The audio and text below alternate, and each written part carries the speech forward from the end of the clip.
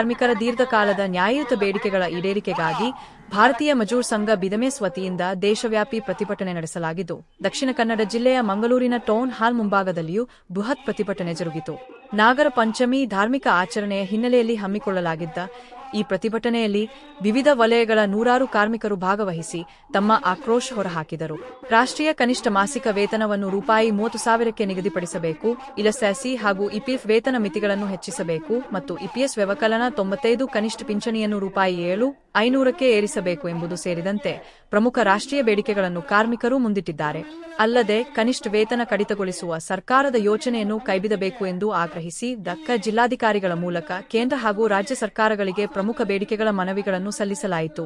ಪ್ರತಿಭಟನೆಯಲ್ಲಿ ಬಿಲಮೇಸ್ ಮುಖಂಡರಾದ ವಿಶ್ವನಾಥ್ ಶೆಟ್ಟಿ, ಸತೀಶ್ ಶೆಟ್ಟಿ, ಅನಿಲ್ ಕುಮಾರ್ ಯು ಸೇರಿದಂತೆ ವಿವಿಧ ಯೂನಿಯನ್ಗಳ ಪ್ರಮುಖರು ಹಾಗೂ ಜಿಲ್ಲೆಯ ಕಾರ್ಮಿಕರು ಹೆಚ್ಚಿನ ಸಂಖ್ಯೆಯಲ್ಲಿ ಉಪಸ್ಥಿತರಿದ್ದರು.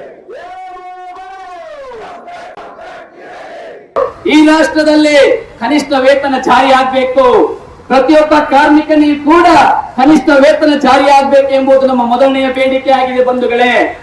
ಅದರ ಜೊತೆಗೆ ಕಾರ್ಮಿಕ ವಲಯದಲ್ಲಿ ದುಡಿಯುತ್ತಿರುವಂತಹ ಎಲ್ಲಾ ವ್ಯಕ್ತಿಗಳಿಗೆ ಪಿಎಫ್ ಸರಿಯಾಗಿ ಸಿಗಬೇಕು, ಇಎಸ್ಐ ಸಿಗಬೇಕು, ಪಿಂಚಣಿ ಸಿಗಬೇಕು, ಗ್ರಾಚ್ಯುಟಿ ಸಿಗಬೇಕು, ಬೋನಸ್ ಸಿಗಬೇಕು. ಅದರ ಜೊತೆಗೆ ಸರಿಯಾದ ವೇತನ ಸಿಗಬೇಕು. ನಮ್ಮ ಉದ್ದೇಶ ಇರುವುದು ಇಷ್ಟೇ. ನನಗೆ ಸಂಘರ್ಷವನ್ನು ಸೃಷ್ಟಿಸುವುದು ಯಾವುದೇ ಉದ್ದೇಶ ಇಲ್ಲ. ನಮ್ಮ ಕಾರ್ಮಿಕ ಬಂಧುಗಳ ಸಮಸ್ಯೆಯನ್ನು ಪರಿಹಾರಗೊಳಿಸಬೇಕೆಂಬುದು ಮಾತ್ರ ನಮ್ಮ ಉದ್ದೇಶ ಇರುವಂತದ್ದು. ಬೇರೆ ಬೇರೆ ಸಂಘಟನೆಗಳು ಬೇರೆ ಬೇರೆ ರೀತಿಯಲ್ಲಿ ಕೈಗಾರಿಕೆಗಳಾಗಿರ್ಬೋದು, ಸರ್ಕಾರದ ವಿರುದ್ಧ ಆಗಿರ್ಬೋದು ನಿಲ್ತದೆ.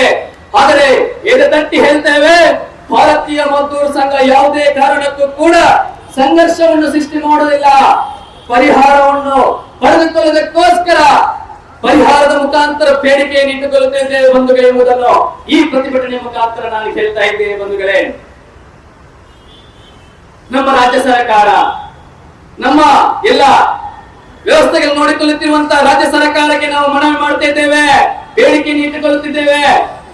ಕರ್ನಾಟಕದಲ್ಲಿ ಇರುವಂತಹ ಎಲ್ಲ ಕಾರ್ಮಿಕರಿಗೆ ಕಳೆದ ಸಿದ್ದರಾಮಯ್ಯರವರ ಸರ್ಕಾರ ಇರುವಾಗ ಒಂದು ಒಳ್ಳೆಯ ನಿರ್ಣಯವನ್ನು ತೆಗೆದುಕೊಂಡು ಎಲ್ಲಾ ಬಂಧುಗಳಿಗೆ ಕೂಡ ಕನಿಷ್ಠ ವೇತನ 31,000ಕ್ಕೆ ಏರಿಸಿತ್ತು.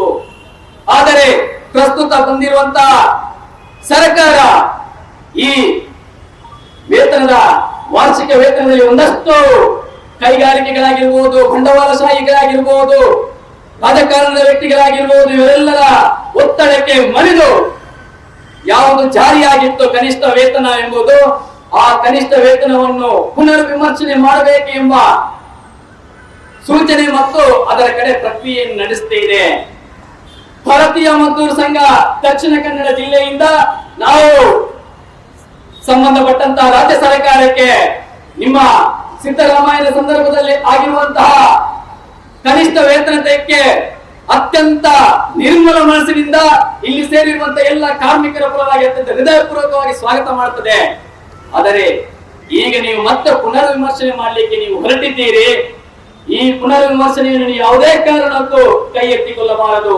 ಎಲ್ಲಿಯಾದರೂ ಕೈ ಎತ್ತಿಕೊಂಡರೆ ರಾಜ್ಯ ಸರ್ಕಾರದ ವಿರುದ್ಧ, ಆಡಳಿತ ವ್ಯವಸ್ಥೆ ವಿರುದ್ಧ ಇದೇ ರೀತಿಯ ದೊಡ್ಡ ಸಂಖ್ಯೆಯ ವ್ಯಕ್ತಿಗಳನ್ನು, ಕಾರ್ಮಿಕರನ್ನು ಸೇರಿಸಿಕೊಂಡು ನಮ್ಮ ಬೇಡಿಕೆಯನ್ನು ಈಡೇರಿಸಲಿಕ್ಕೋಸ್ಕರ ನಾವು ಖಂಡಿತ ಹೋರಾಟ ಮಾಡುತ್ತೇವೆ ಎಂಬುದನ್ನು ಈ ಪ್ರತಿಭಟನೆ ಮುಖಾಂತರ ನಾನು ತಿಳಿಸ್ತಾ ಇದ್ದೇನೆ ಬಂಧುಗಳೇ.